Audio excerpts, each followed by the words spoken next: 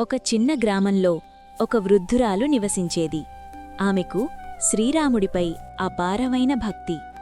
ప్రతిరోజూ శ్రీరామ జయం అని జపిస్తూ జీవించేది. గ్రామంలోని కొందరు ఆమెను చూసి నవ్వుకునేవారు. రాముడు వచ్చి నీకేమిస్తాడు అని ఎగతాళి చేసేవారు. ఒకరోజు గ్రామంలో అకస్మాత్తుగా అగ్నిప్రమాదం జరిగింది.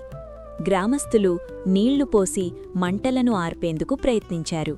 కాని ఎంత నీళ్లు పోసినా మంటలాగలేదు. అప్పుడందరూ ఒక విషయం గమనించారు. అన్ని ఇళ్ళూ మంటల్లో కాలిపోతుండగా ఆ వృద్ధురాలి చిన్న గుడిసె మాత్రం మంటలకు తాకకుండా అలాగే నిలిచి ఉంది. గ్రామస్థులు ఆశ్చర్యపోయారు.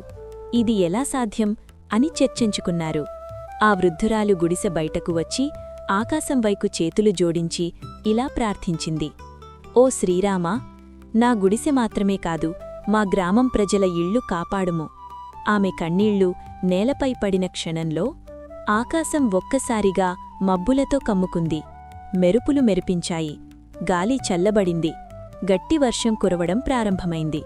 కొద్ది నిమిషాల్లోనే మంటలు పూర్తిగా ఆరిపోయాయి. గ్రామం కాపాడబడింది. గ్రామస్థులు అప్పుడు అర్థం చేసుకున్నారు. ఆమె నిస్వార్థ భక్తి వల్లే శ్రీరాముడు వర్షం కురిపించాడు. ఆ భక్తే మన గ్రామాన్ని రక్షించింది.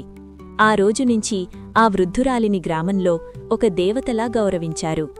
నీతి: నిజమైన భక్తి స్వార్థం కాదు. భక్తి అనేది మనకే కాదు, అందరికీ రక్షణ. దేవుడు నిజమైన భక్తిని ఎప్పుడూ వదలడు.